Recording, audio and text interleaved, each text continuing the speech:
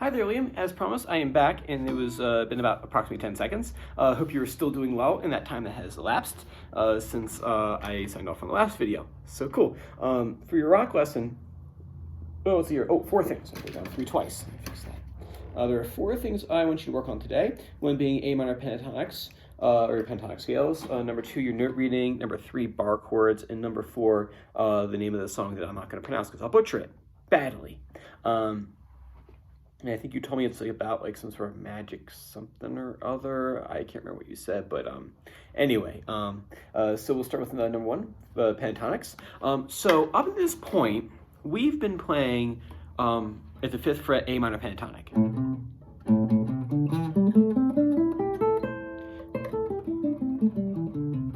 Right? Playing at the 5th fret, A minor pentatonic. That note right there is A. That's why we call that A minor pentatonic, because that starting note right there is an A, and you know from your power chord naming exercises that note is A. So therefore, that is. I'm so tired.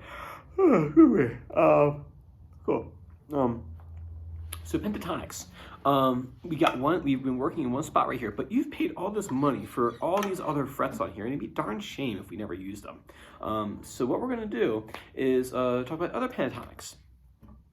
So the one you just played, if we just give it a number, we'll give that one the number 1. So that right there is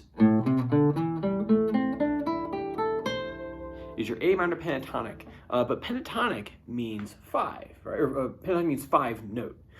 If you have 5 notes of the pentatonic scale, as you move up the neck, you have 5 different spots where you can start this pattern from. So there are 5 boxes of minor pentatonic scales. So the first one we have A minor pentatonic, and we call this one box 1. The one you've been playing this whole time we've been rock, that is box 1 A minor pentatonic. Can you move that box around? Yeah, you can. But for right now, we're going to keep it simple. We're going to keep it on that 5th fret. So box 1. Now, you'd think we go to box 2, but I think it's more fun to go to box 5.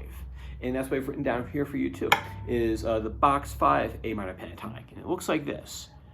3, 5, 3, 5, 2, 5, 2, 5, 2, 5, or say 3, 5, 3, 5. So one more time. So 3, 5, 3, 5, 2, 5, 2, 5, 3, 5, 3, 5. Now you might be thinking, well, why do I need more than one pentatonic box?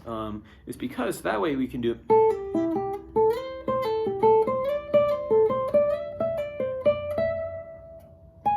There it is.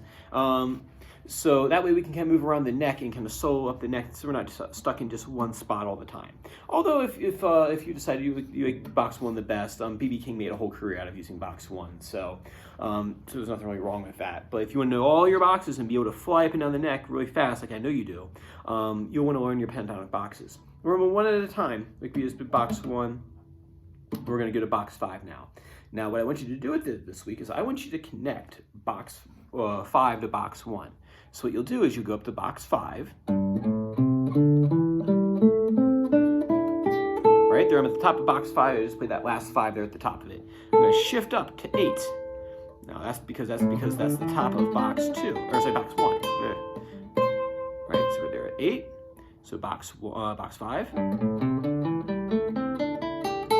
into box 1 and back down it. So it looks like this. Box 5, still box 5, still box 5. Shift up to the top of box 1.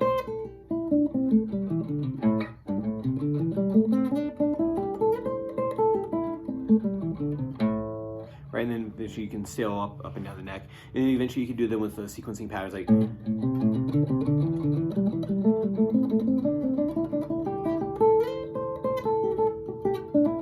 Just go back down if you want. All right, cool. So I want you to do those. So don't worry about doing the sequences yet. Just go ahead and just work on learning box 5 and connecting it with box 1. Number 2 is, it's hard for me to say where you are with your, here I go again. Your T. It's hard for me to say where your note reading is. How about you send me a video of her Worried Man Blues? That way I'll know what you're doing with it and how your note reading is coming along. So unfortunately, I just won't be able to say too much about that unless I actually see how is it coming along. So shoot me a video of that. Number 3, bar chords. This is kind of related to what we're going to do with the Encanto. I hope I said that right. that one song that we're doing, this will be directly related to that. So bar chords, so you get your bar chord on there, and I think we might have done this one a while ago, is the curling exercise. You'll just place your finger across that 5th fret, and what you're going to do, think of your elbow as being really heavy, right? You have a super heavy elbow, and it's being pulled down towards the earth, being pulled by gravity or whatever. Magic. And as you pull, it gets pulled down, you're going to try to keep that first finger on there, keep it from sliding off. So it's kind of like this is falling, and you're doing your best to keep your first finger on there so it doesn't slide off the fretboard. Right? So think of the heavy elbow. Think of also my first finger is right along the fret wire. So I'm actually in line with the fret wire. So you don't want to be turned this way, you don't want to be turned this way. You're going to be right along the fret wire. And then what you'll do is do the curling exercise. So curl your fingers down, curl your fingers up. You don't want to fly away from the fretboard. You curl down, you curl up. You curl down, you curl up. Feeling that really heavy elbow. Heavy elbow, first finger straight, curl up, curl down. Strum again, curl up, curl down. Now this part also too where I can give a little pep talk where that bar chords straight up is hard. Like, they're not easy. They're like the next hurdle. They're kind of like how hard it was to get all the open chords down and strumming without stopping for most people. This is the same sort of challenge with bar chords. This is the process, and you'll get. I never had anybody who practiced them and just never get them. Everyone's always gotten them eventually. But you want to work smart though and work these exercises. So making sure that the elbow feels heavy, and that your first finger is straight. You're gonna curl your fingers up, and you curl them back down. Feeling a super heavy elbow. Now I expect when someone's working on this as a first time thing, you hear a lot of that. That's the nature of the thing. It's gonna be, that's it's gonna be. You'll get there though, I promise. So remember, heavy elbow. All right. Keep that first finger from sliding off the fretboard. And you can strum through, curl your fingers up towards the ceiling, keep them really close to the fretboard, and then curl down towards the palm of the hand, but don't go underneath or anything like that. That would be silly. And unnecessary. It's like, why do it? Even though I see people do it all the time.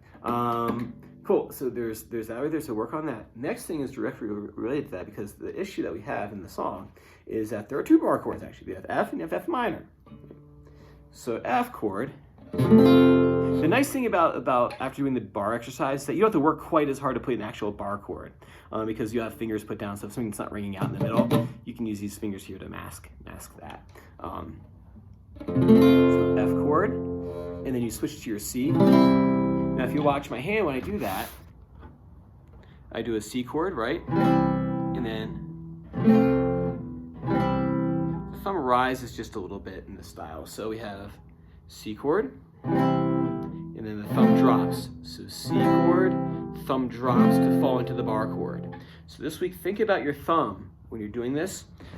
Pick a C chord, and then strum F, and then go to F, and the thumb should drop a little bit. So it's like this here, and then you drop the thumb. See how the whole arm kind of falls down? You know, it's almost like you're falling into the chord.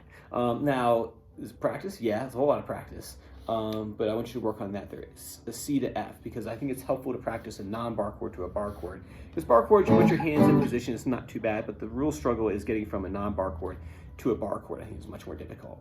Same thing holds true for the F minor chord. So you do is you do your C chord, and we switch to F minor. This one's harder because that 3rd string ring can be quite tricky. But same thing here is that when you put your C chord, thumb drops. The thumb drops and then gets into the bar chord, and then back to C, drop the thumb. A couple things on my tombstone. One of them is going to be drop the thumb. That's what I'm known for. So when you play the C chord, drop the thumb, hand falls into position for the F minor chord, thumb rises back up and gets that C right there. All right, my friend, that's what I have for you today. Feel free to shoot me back any questions you have about any of that. I'll be more than happy to answer. And we'll continue our odyssey through bar chords. All right, I'll see you next time. Bye.